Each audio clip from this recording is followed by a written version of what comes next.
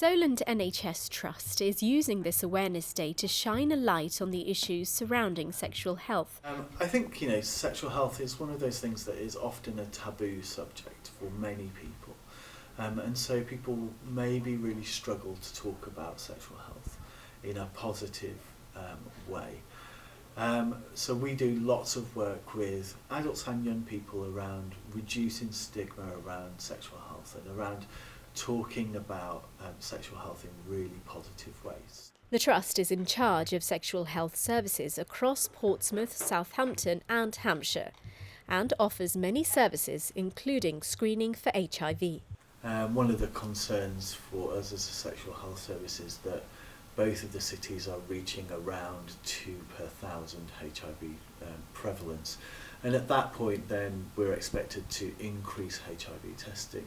So whether that be through primary care services or through outreach services, then access to increased HIV testing is something that's really key.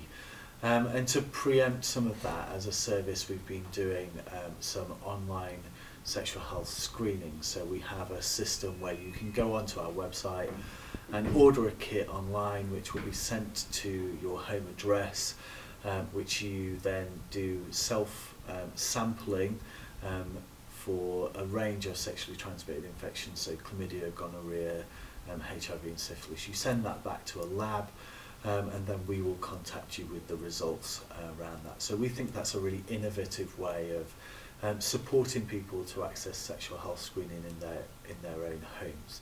He says sexual health is important for people of all ages, and the Trust tries to cover all bases.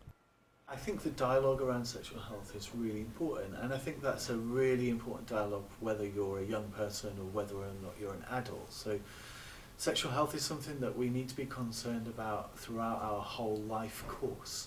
And so that may change for different people at different times in their life. So maybe for a young person they're interested in how they develop relationships and how their first sexual experiences might look, and their peer pressure or some of the other kind of concerns that come through social media or through the way in which their peers talk about sexual health. That may be very different to somebody who is been in a long-term relationship for a very long time and is maybe thinking about pregnancy or thinking about their future relationships. Or it might be very different if you're coming out of a relationship, so if you're divorced or newly divorced, or you're kind of maybe hitting the dating scene for a long time after not being involved in that kind of dating scene for a while, and the concerns that you may have around developing relationships, your own sexual health, and also about the sexual health of other people as well. So I think one of the things that is really important to us as a service is the fact that actually we recognise sexual health as being something throughout the life course that changes dependent on where you are both in your relationships but also where you are as a person as well.